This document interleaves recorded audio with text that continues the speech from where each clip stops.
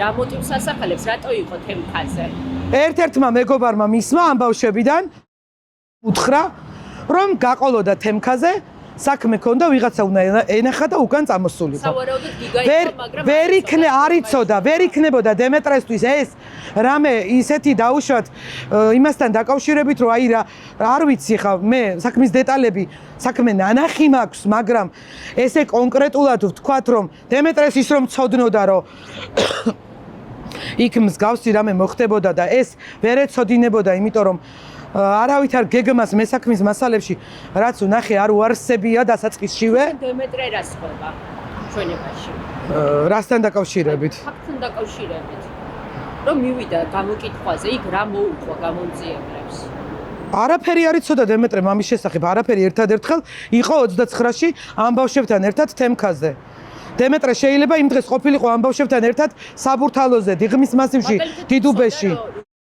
თავის შეყვარებულს უთხრა, რომ ვიღაცა ავიწროვებდა? არ ვიცი ეს დეტალები, ნახეთ ვერ დაგიზუსტებთ ეხა ამას და დანამდვილებით ვერ გეტყვით, მე ნამდვილად არ მინდა ეხა რომ მე ტყუილი გამომივიდეს, რამე იმ ხელა სიმართლეა ჩვენს მხარეს, რომ ესე ერთი სიტყვით რომ თქვა ესე ჩემი წარმოდგენით იცოდა თუ არ იცოდა, ამას დანამდვილებით ვერ გეტყვით, მაგრამ ჩემი შვილი არავის თავის საკუთარ ძმას არ გაყვებოდა იმისთვის რეალურად იქ რა უბედური შედეგით დადგა. მე 14 ნოემბერს ჩვენ დავიკითხეთ და გამოგვიშვეს სახლში. 20 დეკემბერს დააკავეს ჩემი შვილი და არასრულწლოვანი გოგონა, ის გოგონაც დანაშაულის შეუტყობინებლობისთვის. იმიტომ რომ დაზარალებულმა ოჯახმა დადო პოსტი და გენერალურ პროკურატურასთან დაანონსა აქცია. 2 დღით ადრე დაგვაკავეს. ახალ მტკიცებულებას არც უარსებია. ისე დააკავეს, მაგრამ დააკავეს ჩემი შვილი შეუტყობინებლობაზე, იმიტომ რომ ჩაეხშოთ ის აქცია და ის პროტესტი კონკრეტულად, რომელიც იმ ოჯახს ჰქონდა დაანონსებული, თორე საქმის მასალებში არც არაფერი გაჩენილა ახალი. შეგვიცვალეს მუხლი, მანამდე გადასცეს მკვლელობების დეპარტამენტს და შეგვიცვალეს მუხლი და წაგვიყენეს ჯგუფური ბრალდება, დემეტრეს კონკრეტულად ედავებიან, რომ მოამზადა ეს დანაშაული. თქვენ ვინც გენერალურ პროკურატურად დაგნიშნათ, ვინც თქვენ ამის უფლება მოგცათ, რომ ერთი ოჯახი სამართალს გთხოვდათ, სამართალს გთხოვდა ის ხალხი. თუ დაუყენეს სამართალი, თუ გამოიძიეს და ის იყო სიმართლე, თქვენ მშიშრებო, მეტი ვერაფერი ვერ მოიფიქრეთ და ვერ დაუდეთ იმათ ის სამართალი და ვერ უთხარით, ეს არის სიმართლეო და ვერ გააჩერეთ და შეკერეთ, თეთრი ძაფით შეკერეთ ჩემი უდანაშაულო შვილის ბრალი, იმიტომ რომ ისინი გაგეჩუმებინათ. თქვენი ვინც გენ პროკურორად დაგნიშნათ იქამდე მივალ, პასუხს მოვითხოვ, გადამოწმდეს თქვენი საქმიანობა. ჩემი უდანაშაულო შვილი, რომელიც 30 სექტემბერს არ იმყოფებოდა თემქაზე, 1 ოქტომბერს არ იმყოფებოდა თემქაზე, ამას ვერ გვედავებით, იცით რომ არ იმყოფებოდა. რასთან დაკავშირებით დაგეგმა ეს დანაშაული, როცა საერთოდ არ იცნობს, როცა პირდაპირ ვიტყვი, რომ არ დაინტერესდებოდა ნაწყენი იყო თუ არ იყო ნაწყენი თავის მასწავლებელზე. ეს არის აბსურდი, როგორი აბსურდიც აწარმოეთ, როგორი უკადრებელიც იკადრეთ, სტრასბურგში ჩავალ ფეხით. დაგავიწყებთ ეკა კუპატაძის ყვირილს. დავიწყდებთ, თქვენ რო გონიათ, რომ ეხლა მოაკვარახჭინეთ საქმე და გააჩერეთ ის ხალხი და მორჩა, თქვენ თბილად იჯდებით მაქსკამზე. თქვენ მაქსკამზე არ იჯდებით. თბილად, იმიტომ რომ ჩვენ რომ არ გვინდოდა ის მთავრობა რომ გავუშვით, თქვენ იმათ ნულოვან ტოლერანტობას აგრძელებთ. თქვენ ჩემს უდანაშაულო შვილს ღუპავთ და ხალხი მიტრიალდება საზოგადოებაში და მეუბნება რომ შენი შვილი ცოცხალი მაინც არისო. ჩემი სამივე შვილი ცოცხალი უნდა იყოს და ყველა შვილი ცოცხალი უნდა იყოს. არ მიუძღვის ჩემ შვილს იმ ბიჭის სიკვდილში ბრალი და რატომ არ უნდა იყოს ცოცხალი და არ კლავთ ჩემ შვილს?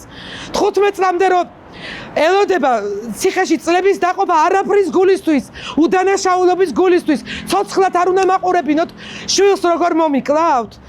ახლობლობით მოგისყიდეს, ფულით მოგისყიდეს, შანტაჟით მოგისყიდეს თუ რითი მოგისყიდეს, იმ დაზარალებულმა მხარემ თუ მოგისყიდა, მაგასაც დაგიდგენ და მაგასაც დაგიდებ.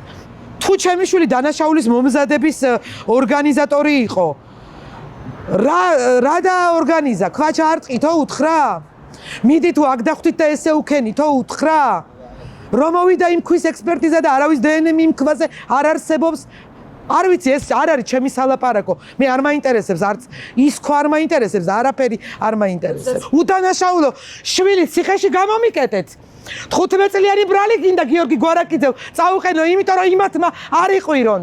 წაიღე ბრალი უკან, თორე შენი საცოდაობით ქვებიც კი იტირებენ. ირაკლი კობახიძეს მიუმართავ. გადაამოწმეთ გენერალური პროკურორის კონკრეტულად საქმიანობა. რასთან დაკავშირებით შეთანხმდნენ და დაუდეს ის სრულ ბრალდებები, რასაც ითხოვდა ის ქალი. დაადგინეთ აბსოლუტურად ყველაფერი, ესე არ მოსულა. ყველა სამართალმცოდნე მიხვდება, ყველა იურისტმა იცის, რომ ისეთი რამ გააკეთეთ, აი იმ უბედურ წლებს რომ ვიხსენებთ, მაშინაც რომ არ გაკეთებულა. თქვენ აგრძელებთ ნულოვან ტოლერანტობას. თქვენ ჩემი შვილისგან გინდათ გამოძერწოთ ახალი გიორგი ზერეკიძე. თქვენ შვილები არა გყავთ? ჩემი მეუღლე დემეტრეს მამა არის უწესიერესი, უპატიოსნესი ადამიანი. 30 წელი ემსახურა დემეტრეს მამაც საქართველოს. ომშიც იყო, ტყეშიც იყო, სიკვდილის და ტყვის წინაც იდგა. და თქვენ წარმოდგენა არა გაქვთ, ვინც მამამისი ცნობს, ის ხალხი იტყვის ამას. დემეტრეს თავის ხელით ჩააბარებდა სამართალს. მამამისი 1% რომ მიუძღოდეს დანაშაული. ჩვენი სიცოცხლე გადავდეთ. ჩვენ სადაც არ უნდა უმუშაობდეთ. მინისტრები რომ ვიყოთ, ჩვენი სამსახურები რომ სამსახურებს დავკარგავთ, სამსახურებიდან გამოგვიშვებენ. ჩვენ შეიძლება ქალბატონმა ეკა მოითხოვოს ხოლმე და დაგვიჭირონ საერთოდ სრულ ბრალდებით, სრულ მოწმეებით. ეს არ უნდა თქვენს შვილს, თქვენს უწესიერეს შვილს, რომელსაც სახეზე აწერია წესიერება, ეს არ უხარია, იცოდეთ ეს. ჩემი შვილი არის უდანაშაულო. ჩემ შვილს არ მიუძღვის ბრალი. იმ საზოგადოებას კიდე Facebook-ზე, რომლებიც მკვლელის დედას მეძახიან. გეშინოდეთ, იცოდეთ რომ ბუმერანგი არსებობს. თქვენ არ იცით ხვალ თქვენ სად აღმოჩნდებით. სტრასბურგში ჩავალ ფეხით. თქვენ დაწერეთ ისეთი ბრალი, რომელიც საქართველოში არავის არ დაუწერია. რომლის გამოც მთელმა საქართველომ წინა მთავრობას უთხრა არა, იმათ არ გაუკეთებიათ. თქვენ ხართ ცოდვილი ადამიანი, თქვენ ღამე არ უნდა დაიძინოთ, იმიტომ რომ თქვენ იცით ყველაზე კარგად, რომ უდანაშაულო ბავშვს ციხეში უშვებთ.